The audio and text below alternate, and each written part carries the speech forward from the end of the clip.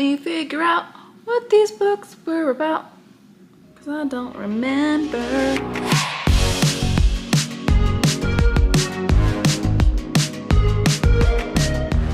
Hey everybody, welcome back to my channel. So we are halfway through the romance readathon, and I was gonna vlog. However, I haven't done that yet. I have already read a ton of books, and I don't think I will be able to cover them all at the end of the month. So why not? I need to put my face on and get ready. So let's just do a get ready with me mid-month wrap up. So yeah, I really wanted to vlog every week, like have weekly vlogs for the romance readathon. Excuse me. However, it just has not panned out yet.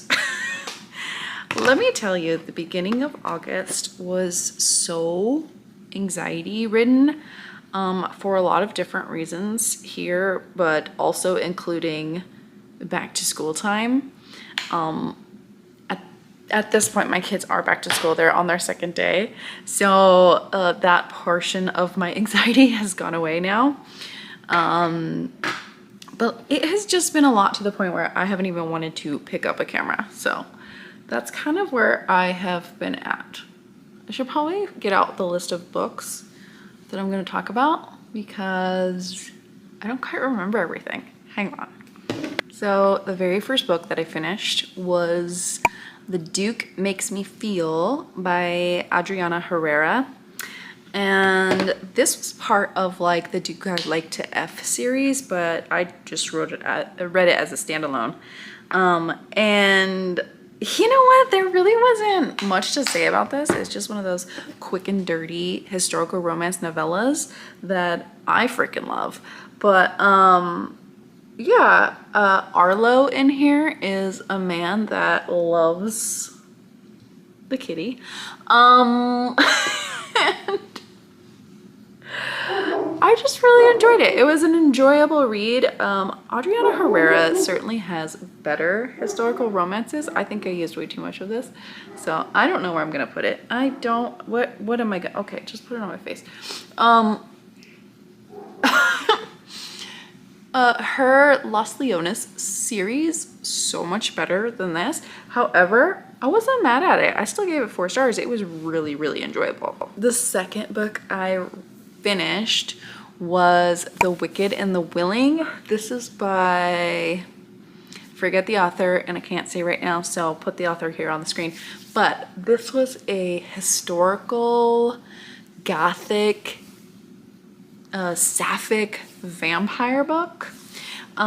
Essentially, you have a very destitute woman needing money for her family, and she decides to take a job at this very scary gothic castle for this woman. And this woman is, she's like very, she's kind of flighty, but she's also just like, I can't describe, she's very creepy to me. Like the whole time I was really creeped out by her. She seems so sweet, but you just know something deviant is underneath her. And of course she's the vampire, right? And then you have this other woman who is the, like, you know, helper, like the right-hand man of the vampire lady. She does all the killing and all that kind of stuff. So it's like a love triangle between the two, and at the end of the book it has 2 endings, so you can kind of choose what ending you want it to have. But it was real interesting. It was very slow, and there was a pretty intense scene. So definitely look up trigger warnings for this book. I think I also ended up giving it 4 stars. I really liked it. I really liked the gothic feel of it. I liked how creepy the characters were.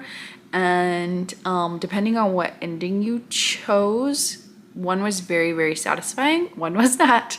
So yeah, I'm glad I read it. I don't think I would be reading it again. Like, it's not a rereadable book to me, but it's definitely one that I enjoyed.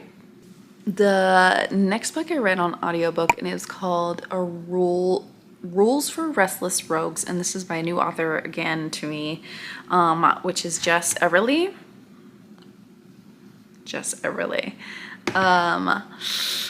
I really liked the male couple in this. I liked every scene that they were together in. However, the rest of the book, kind of boring. So I ended up giving it 2 stars. It really wasn't anything to write home about. I didn't think it was anything special. Other than the relationship was really cute, but the rest of it, I was really sad about this one because I love me a good male-male romance, like especially historical romance, but this one just did not work for me. Okay, how are we looking? We need to be glowy today, okay? This is the e.l.f. Wool Glow, and I probably put on way too much, but you know what? I don't think I'm gonna put on anything else today. We're just gonna go with it. It does have like a tint into it. You know what? Fuck it today. The next book I read was my 5-star read so far. It is an Earl to Remember. I read this as an ARC. And it comes out on Tuesday, so please run down and get this. Order it right now. It is so fun, so fun. So this is an Overboard retelling, and what you have here is a very like libertine rake, and he's having a birthday party on a yacht for his mistress. And the heroine here is trying to make a name for herself as a chef, as a cook, so she can kind of make more money, that kind of thing, you know. Anyways, she's catering this event on the yacht and everybody is loving her food. However, the hero like kind of mistakes her as one of his bedmates. And now he has eyes for the heroine, and the mistress is not happy about it. Okay, the mistress, she is like way jealous. He ultimately fires the heroine because, you know, he doesn't want to make waves or whatever with his mistress. And so she's pissed, and then the mistress is also pissed. So the mistress ends up pushing him overboard the yacht, right? Cue amnesia, cue him being found on the side of the like harbor or whatever, and nobody knows who he is. He doesn't even know who he is. He kind of knows like certain things about himself, but he doesn't know his name. He doesn't know that he's a duke, that kind of stuff, or an earl. He's being patched up by a family friend, a doctor, and she happens to come by, and he recognized her. He's like, "Oh, I kissed you." And of course, all the gossip mongers in town are like, "Oh my gosh." So to save face and to save her from ruination, she's like, well, you're my husband, so I hope so. And then thus starts this kind of like trick that she's playing on him. She takes him back to her house, makes him do all the menial tasks around the cottage with all the animals. It is so fun. Of course, the entire time she feels guilty, and of course the entire time he just feels like this is not his life, and it is just, the whole thing is great, and I loved the romance with it too. And yeah, I didn't put on any makeup during that. It's all right. I don't think I'm gonna wear much today. The next 2 books that I read were Lion and Tin by Candace Robinson. Oh boy, this one is something, let me tell you. Okay, so first we'll start with Lion. Lion was kind of cool. Of course, this is like a Wizard of Oz retelling type of thing. Dorothy has left. Okay, she's gone back to Kansas, and Oz is forever changed, and not in a good way. So it's been years, and Lion's kind of fed up, and he's gonna join the evil side. So he joins, I forget what her name is, Languideer, it's something like that. Anyways, this girl likes to chop heads and wear them. And that was the coolest thing about this book, this novella. Lion decides to be her servant, but also it is like, he'll do whatever she wants sexually too.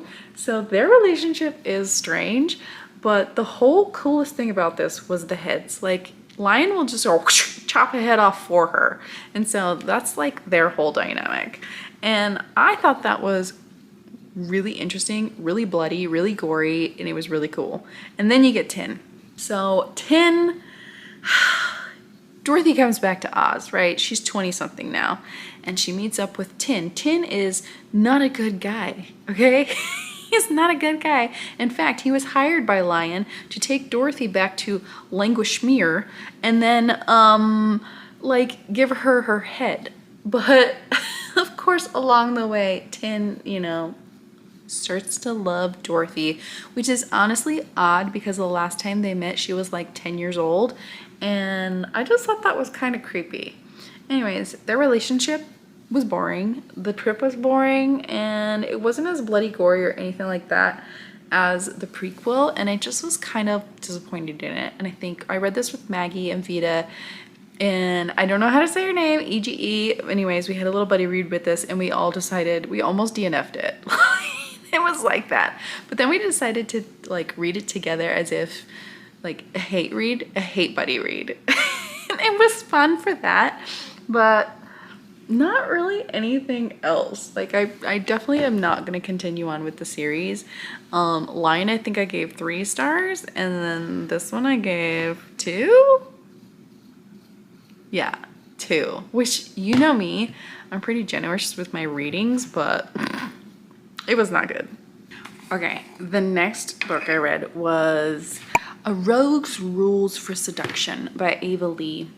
I have enjoyed all the books in this series, and I don't know, I think they're just solid reads. I don't think there's anything super special about them. This was Dom and Willa's story, which, you know, you kind of have been waiting for since the first book. And to be honest, like, I just didn't get why, if he really knew Willa that badly, why did he always think that she wasn't going to forgive him for something in his past? Like, I just didn't get that part. I did really like the whole stuck on the island thing. I loved the whole brothers and sisters thing, trying to get them together. I loved that part of it. So I ended up giving this one 4 stars. But dude, I just didn't understand why Dom wouldn't believe her or trust her. And I'm like, I don't think that's the start of a good relationship. She's already pissed at him because he basically left her at the altar. I would never forgive. I'm sorry, I just wouldn't. So sorry about the sunlight coming in. Maybe I can do something about that. Hang on. Nope. Oh, there we go. A little bit better. So the next book is the last book that I read in the series, and I can't believe I've actually finished a series, honestly. And it is Temptation, which is the 4th book in the Make Game series. Maggie has made us read this series, and I'm so glad she did, because honestly, I've had such a good time with it. I think most of the books I've given 5 stars, and only Alex's book I gave 4 stars. But this was Caleb's book. Gave it 5 stars ultimately.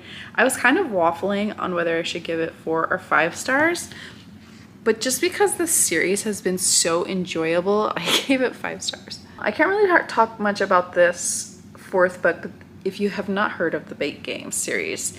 It is basically just a why choose paranormal series surrounding the apocalypse, okay? She has to choose one of these people, one of these men, in order to stop the apocalypse. It has like a paranormal school. You have, the men are 2 vampires, right? I think they're both vampires. A demigod and a werewolf shifter. And she's a werewolf shifter as well. And the whole thing is just like, the one-liners are very True Blood-ish, and it's so fun. Moira, who is the plucky friend, is one of my favorite characters. I really like all of the guys. I love when you have a why choose and you like all of the guys. But yeah, it has just been such a fun time. I highly recommend reading this with friends, because you will just be chatting about everything they say all the time. I loved it. Then I read 3 books from this historical romance novella series called Regency in Color, and there's a lot of different authors on that. The first book I think was Alluring the Duke, Alluring the something. The first one was The Allure of the Reformed Rake. And this was by Hildy McQueen. Hildy McQueen. I liked it, but at the same time, this was very day in the life of a peer. And honestly, it was kind of boring for most of it. The cool part in this one was where the hero, he obviously has a past and it's catching up with him, and he gets horribly beaten. And she has to kind of nurse him back to health. But that part is like the only cool part, and it was such a small portion of the entire book that I just wanted more of that. And then they were just very sweetly like wanting to get married and all that kind of stuff, like, and there was no drama. There was just absolutely no drama. So I ended up giving that one 2 stars. The next one is One Night with the Duke. I forget the names of all of these. The next one was One Night Only by Elise Marion, and that one was good. I gave it 3 stars. Again, it just felt very rushed. It had a real spicy scene in the middle of it. And then the rest of it was like sweet, spicy, sweet. And then there was this like very rushed but sweet declaration of love at the end. For 100 pages, it worked. Okay, so I ended up giving that one 3 stars. And then the last one that I read was probably my favorite, but I still gave it 3 stars. It was called Designing the Duke. That one was great because it was kind of like a second chance romance. They were gonna get like run away to Gretna Green together and get married, but then he never showed up, so she's like super pissed at him, but she needs to find a husband, so he's like, I'm gonna help you find a husband. and it was really cute. Again, only 100 pages. I did think she needed to make him grovel a little bit more, but ultimately I did end up liking this one the most so far. I'm gonna continue on because there's like 12 books in the series, and I really enjoy finding new BIPOC authors to read, and like they're all really good. In fact, I am going to read more from Gabrielle Carr and Elise Marion for sure. I just want to read more of like their like full-length novels instead and see how they change with the plot and everything like that. I feel like I should just sit right here and then I don't have to use any highlighter at all. Okay, the next one is probably one of my second favorite of the month, and it's another one of my fucking weird books. And it is called Bagged by the Groceries. Oh my god. I died with this whole book. I died the entire time. It is so funny. You have this very uppity white woman, right? And her cart hits an old lady in the parking lot. You know, she thinks like the old lady is trying to steal her food or something like that. So she's like kind of rude to her. And instead the old lady puts a hex on her. She's like, you gonna get them groceries, okay? She gets home. She's, you know, sets all the groceries on the counter in the kitchen, walks away for a little bit. When she comes back, the groceries are like askew, okay? They're askew, they're all over the place. There's like little drops of yogurt like on the ground. She's like, what the hell is going on? And this entire book, I'm not even gonna tell you, but I'm just gonna put this picture here and y'all can use your imagination for the rest, okay? Please, if you decide to read any of my weird little books that I've been reading, read this one because it was so good. Like, this is a weird ass book, but it was so friggin' fun that I just enjoyed it the entire time. I didn't like the ending, but it doesn't matter. To me, it doesn't matter. The end doesn't matter in this. It's all about the veggies, specifically the cantaloupes and the cucumbers. Okay, 2 more books, I promise, and then I'm done. My next book that I read, again, another disappointment, and it was One Season with the Duke, and this is by Addie Dulac. It's her debut historical romance novel, which I think is awesome. I don't usually see people debuting with historical romance. You know what I'm saying? Like, why would that be your genre? Because clearly it's not being supported anymore. But she's being blackmailed by her cousin, saying that, you know, he's found out a secret about her parentage and her inheritance, and that if she doesn't want to be ruined by all the gossip, that she needs to marry her cousin. And of course, he's trash, right? He's just a trash person. And so the Highlander here comes in. They were former friends, so they were childhood friends. He actually is like, oh, well, why don't you marry me instead? And then even though we don't love each other, we can learn to love each other. I need help with my estate. It needs some money. You have inheritance. Let's help each other out, right? And that whole plot line is wrapped up in the very beginning of this story. Very beginning of the story. I just felt like the whole part of it, again, like probably about 20% to about 80%, it feels very day in the life stuff. Like her learning Gaelic, her learning about his estate. The mother-in-law here has an incredible character arc in it. She's probably like one of my favorite characters because of the character arc that she's given. The hero gets really, really angry and says some really hurtful things to the heroine when he finds out her secrets. And I just thought it was kind of out of character for him, because the entire time he is incredibly kind and loving towards her and understanding towards her. So it's like, I don't know, maybe his pride got hurt and then he does some very not nice things. The whole thing was meh, sort of. However, I did really like the writing, and I absolutely will read more from Addie Dulac. I think she has some great potential, and for her first novel, this was fine. This was really good. I think it just, for me, I'm a more action-driven plot person, so it was just a little too slow for me in the middle, but I can totally see other people really liking this. I did have one DNF, and that is The Breath Between Waves. There was really nothing wrong with this one. It's just that it was almost spot on Titanic. Like spot on Titanic. The first, like, at least the first 20 pages that I read. And I was just not into it. I really wasn't. I like a retelling because you bring something new to it. I just don't like an exact word for word retelling. Like, that's not cool to me. Maybe that's why I don't like adaptations that are exactly like the book. Like, I wanted to bring something new to the story and something that I haven't seen before, and that's like almost getting two stories in one type of thing, you know? And my last book I just finished last night. It's called Saved by the Scott, and this is Jennifer Haymore. Oh man, this was a treat. When I say I like action forward plot, this has it. Like, this really has it. But also, it's got everything. It's got drama. It's got action. There's scenes going on, but also these sweet, tender moments between the hero and the heroine. In the beginning of this book, Amelia, she is frantically pounding on the door to the Highland Knight's estate, right? She's like, let me in, save me. And they let her in and notice that she has been badly whipped, right?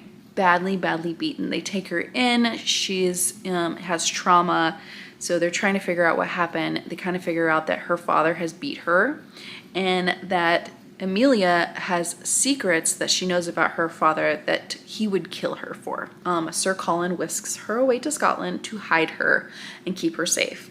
And thus starts this beautiful road trip romance where they absolutely fall for each other. She kind of has seen him before, like, taking care of her family in previous books. This is a third book.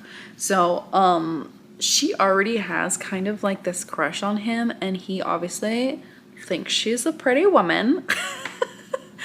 And he honestly really starts to admire her strength because Sir Colin has PTSD from Waterloo. And he has terrible nightmares. The first night they're together, he has a nightmare, and she's able to calm him down and bring him back.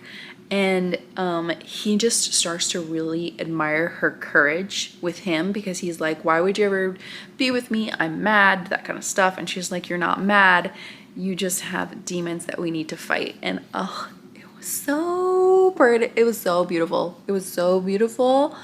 I absolutely loved this one. Gave it 4 stars, only because I do feel a little bit was missing because I haven't read the other books. But that's not the book's fault, that's my fault. So that's it. I think this is how we're going to go about my day. I probably will put some chapstick on, you know, sorry. I don't do lipstick. If you are participating in the romance readathon, let me know how your reading is going so far, because I think so far I've had a lot of great books. I think the second half of this readathon is going to go a little bit slower for me because I'm going to read some longer books. And that's okay, but I do have some audiobooks and I still have some novellas up my sleeve. We shall see. Go Team Hoyden. So yeah, let me know how your reading is going. And as always, thank you for watching and I hope you have a wonderful day. Okay, bye.